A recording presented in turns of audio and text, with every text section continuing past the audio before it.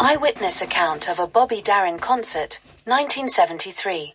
By Janet Williams, age 32. It was a cool evening in May 1973 when I attended Bobby Darin's show at the Desert Inn in Las Vegas. By this time, Darin had transitioned from his early pop and rock hits into a more sophisticated and introspective performer. I had seen him years earlier during his Mac the Knife days, but this performance promised something deeper, more personal. The venue was intimate, with tables close to the stage, giving the whole night a cozy, cabaret-style feel. As the lights dimmed and the band began to play, Bobby Darin strode out onto the stage, looking sharp in a tailored tuxedo. He gave a warm smile and greeted the audience with his signature charm. From the moment he opened his mouth, he had us captivated.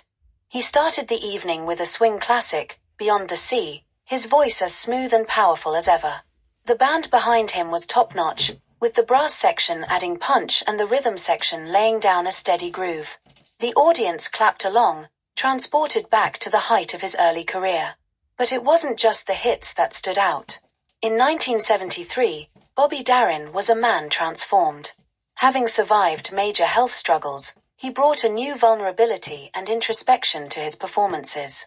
He played several tracks from his album Bobby Darin Sings Dr. Dolittle and a stunning version of Simple Song of Freedom, a song he had written years earlier but now delivered with a poignant sincerity that brought tears to my eyes. Between songs, he spoke candidly to the audience about his journey, his ups and downs, and his gratitude for still being able to perform. His wit and humor shone through, but so did his honesty. It was like having a conversation with an old friend. Of course, no Bobby Darin show would be complete without Mac the Knife. When he launched into the classic, the room erupted in cheers. He gave it a fresh twist, swinging harder than ever, his voice effortlessly commanding the room. It was clear that despite the changes in his life, Bobby Darin was still every bit the showman. He closed the evening with If I Were a Carpenter, a simple, heartfelt performance that left the room in hushed awe. As the final notes faded, he thanked us for being part of his journey, and the standing ovation that followed was thunderous.